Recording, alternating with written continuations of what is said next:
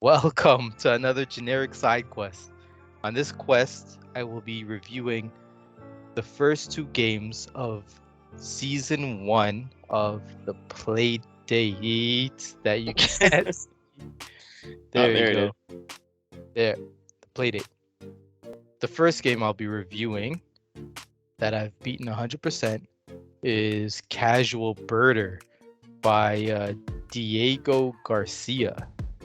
I have with me second part of GSQ, Ricky the Leaf. Hello, How you hello. doing? Good. Taking a break from Tinykins. Yes, it's Tiny Kin without the S, but yes, I'm taking a break. We're gonna try a different format of the review, with Ricky the Leaf asking me some questions about the game, and hopefully, my answers will combine into a review. Well, Casual Birder. Just from that name, I have no idea what that game's about. There might be birds in it, but All right, what good. is That's very good. what's the game about? What type of genre is it? Okay, so it is an adventure game, I would like to say.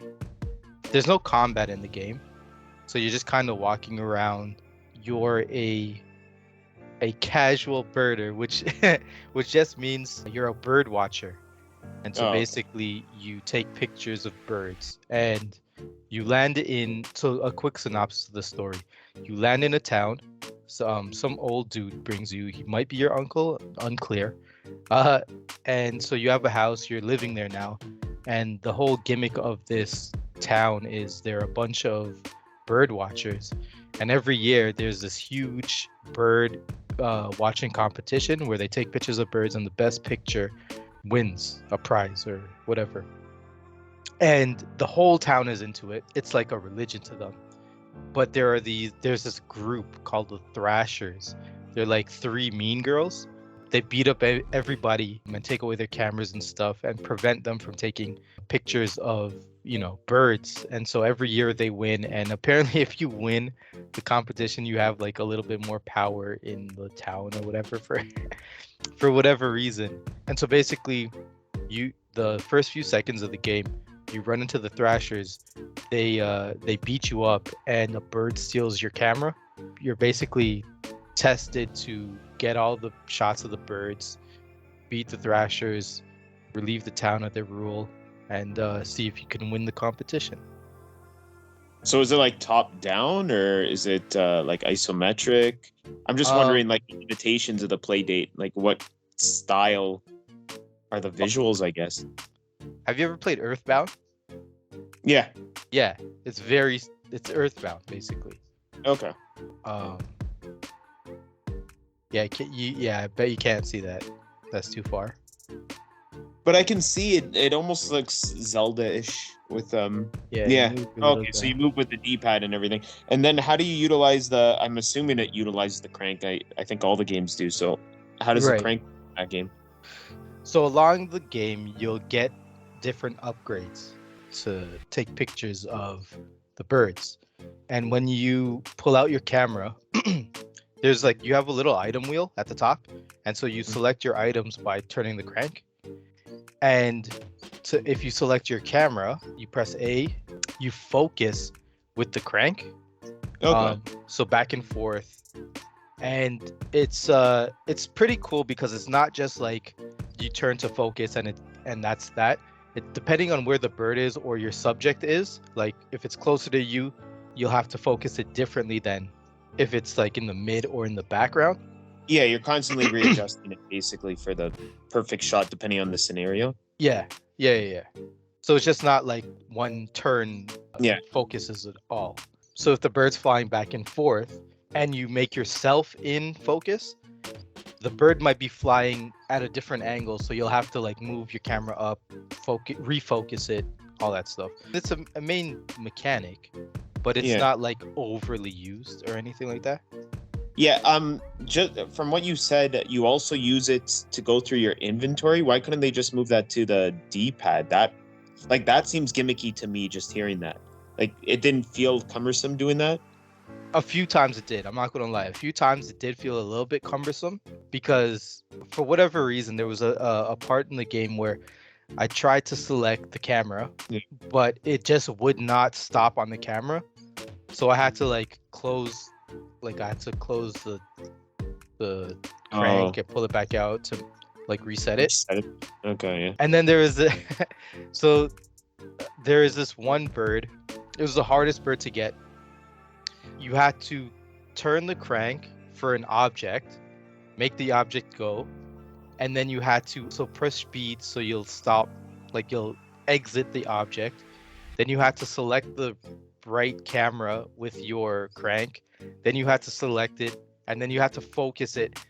It was the most intense bird, Yeah. but not because it was like hard, but because it was cumbersome.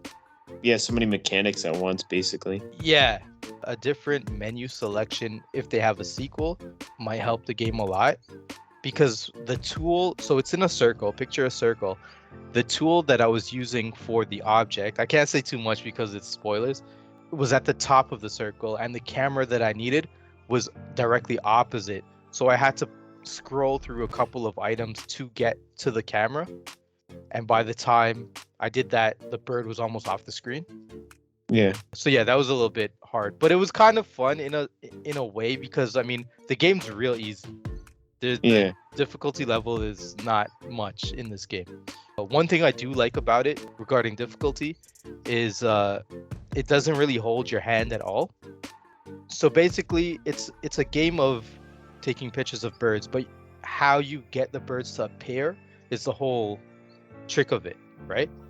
And yeah, it does not hold your hand at all when you're trying to find the birds, which I like. This one seems quite ambitious from what I was expecting. So how long is it? It's not a long game. Like I'm already thinking of speedrunning it because Yeah. you can hook it up to your computer and stream it, which is Oh, pretty damn. cool. Yeah. So it's not a long game at all, but that's because I know how to get the birds and all that stuff now. But yeah, a couple of hours. Okay. Yeah. For an adventure game, it's bite-sized, but for a playdate adventure game, I think it's a good length. Yeah, especially if you're getting 24. They're all not going to be the same, of course, in length, but it's good to have like media experiences like this, I guess. Yeah. And I would say it is definitely a meteor experience. So the first two games you get are Casual Birder and Whitewater Wipeout. And Mhm. Whitewater Wipeout is just a high score game basically. So this game has a bunch of dialogues. It has a bunch of characters that you could talk to. They don't just say the same things over and over again. It's pretty meaty, I would say. Cool. Yeah, man. And I guess overall, what are you like? Is it a positive, a negative? What's your take on it? Yeah, so it's definitely a positive. Other than the control wheel, which I guess is my only like issue with it, and it's not even a huge issue. It's definitely I had a positive experience with Casual Birder. It was actually the game I was looking most forward to in the whole like season 1. And season 1 is 24 games. Oh, so you could sell the Playdate on eBay now. Yeah. Big money. What scale is GSQ using? I think I a don't- one out of 3.5 to 3.5. What the fuck does that even mean? So it's a So like scale. a 2.5 is really good, Okay. and a 3 is amazing, and a 3.5 is a perfect. We're not using that scale. I don't know. Just use a 1 out of 10 scale, I guess. And then Actually, I like think 0.5 the in lower. between. I think the 3.5 is. We'll do the 3.5. All right. Casual Birder. I would give it a 2.5 out of 3.5. I guess I don't know. Yeah. You like the game a lot. It's a really good game. Assuming it comes to a 7 or an 8 on a real person scale. Yeah. Okay, that's pretty good. All right. Yeah, it's pretty good. Thank you for joining us on this generic review. We'll be back with a review for Whitewater Wipeout. All right.